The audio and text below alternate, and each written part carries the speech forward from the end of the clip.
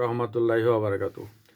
আম আজকে আমি যে বিষয়টা বলবো সেটা হচ্ছে এর আগে আমি এটার বিষয়ে একটা কনটেন্ট বানাইছিলাম। আরও কিছু তথ্য আমার হাতে আসছে, যার কারণে আমি আবার দ্বিতীয় আরেকটা কনটেন্ট আপনাদের জন্য আমি বানাচ্ছি। যেটা আমি বলবো সেটা হচ্ছে এই যে দেখেন বাংলাদেশে এই ২৪-এর ৫ই আগস্টের পরে বাংলাদেশে অনেক কিছু ঘটনা ঘটতেছে।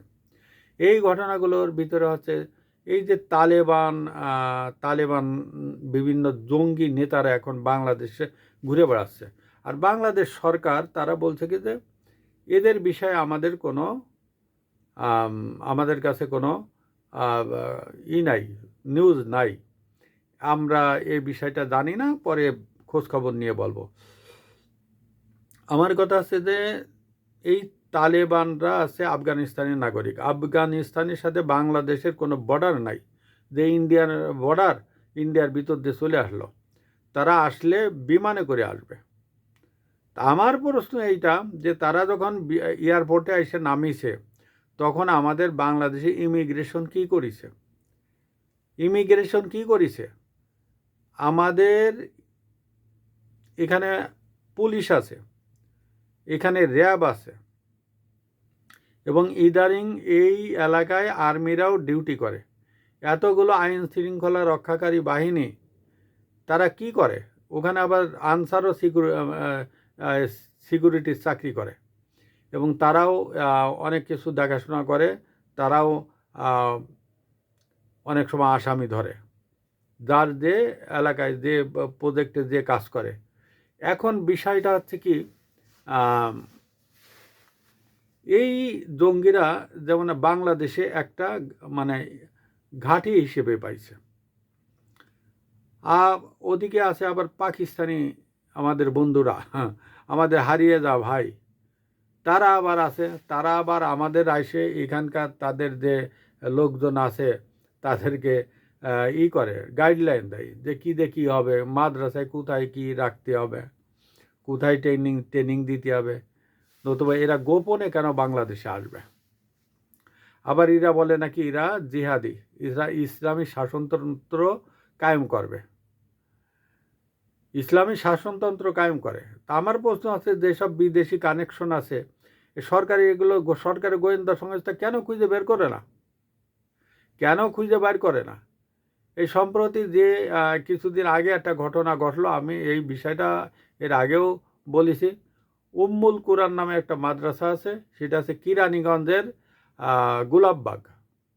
এই গোলাপবাগের এখানে একটা মাদ্রাসা আছে, সেটা আছে উম্মুল কুরআন মাদ্রাসা। সেখানে আলামিন নামে এক ব্যক্তি এই মাদ্রাসাটা চালায়, এবং সেখানে আবার একটা রুমের ভিতরে নাকি বোমাও বানানো হয়। এই বোমা বানাইতে যে হোক বা অসাবধানতা বশত পড়িয়ে যায় হোক, সেই মাদ্রাসায় আপনার বোমা বিস্ফোরণ হয়েছে। বোমা বিস্ফোরণ হয়ে বেশ কয়েকজন আহত হয়েছে, এবং নিহতের খবর এখনো পর্যন্ত আসেনি। এই আছে অবস্থা। তা আমার প্রশ্ন যে এটা এখানে বাড়িওয়ালা যে ভাড়াটা দিছে, কি দিয়ে ওরা কি করে না করে, এটা তো বাড়িওয়ালারও একটা গাইডলাইন দেওয়া উচিত প্রশাসন থেকে। এই ধরনের প্রতিষ্ঠান ভাড়া দিলে আজকে মাদ্রাসা শিক্ষাকে তারা কলঙ্কিত করে ছেড়ে দিছে। এই ধরনের শিক্ষকদের জন্য এই মাদ্রাসা শিক্ষার দুর্নাম হয়। আমরা সাবেক প্রধানমন্ত্রী শেখ হাসিনা অনেকবার বলেছেন, আমরা শুনিনি, আমরাই খারাপ, আমরা শুনেও শুনিনি। অনেক সময় আমরা বলেছি যে এগুলা ঠিক নয়, মাদ্রাসা একটা ধর্মীয় শিক্ষা দেয়, আর সেখানে এই ধরনের কাজ হতে পারে?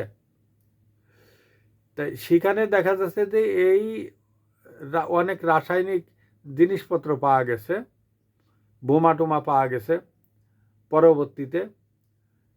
তা সরকার এদেরকে জঙ্গি বলতে কোনোভাবে ইচ্ছুক নন, কারণ সরকার বলছে যে এরা ধর্মীয় উগ্রবাদ, এরা জঙ্গি নয়, এদেরকে জঙ্গি বলা যাবে না। কেন বলা যাবে না এটা সরকার জানে। কারণ আমরা কিছু বলতে গেলে বা আমরা কিছু বেশি কিছু বললে আমাদের গলা টিপে ধরার চেষ্টা করছে। যেমন এই দেশের অনেক মিডিয়া আছে, এই মিডিয়াগুলো সরকার কিন্তু গলা টিপে ধরছে, মিডিয়াগুলো কিছু বলতে পারছে না। এই যে আমাদের প্রথম আলোর সম্পাদক মাহফুজ আনাম সাহেব, উনি কিন্তু এখন চুপচাপ করে রয়েছে, কিছু বলে না। মানে উনি ভাজা মাছটা উল্টাই খেতে পারেন না, উনি কিছুই বলে না। কারণ এই সরকার আনাতে ওনার যথেষ্ট অবদান আছে। কারণ শেখ হাসিনাকে উৎখাত করা হয়েছে চারিদিকের ম্যাটিকুলাস প্ল্যান কাজে লাগায়। আর কেন যে হাসিনার গোয়েন্দা সংস্থা হাসিনাকে জানায়নি, এটা আল্লাহ মালুম, আল্লাহই জানেন। শুধু দর্শক, এইভাবে যদি এই বাংলাদেশের জিহাদি হয় এবং এইভাবে যদি উগ্রবাদ যদি ছড়াই পড়ে, আমি এই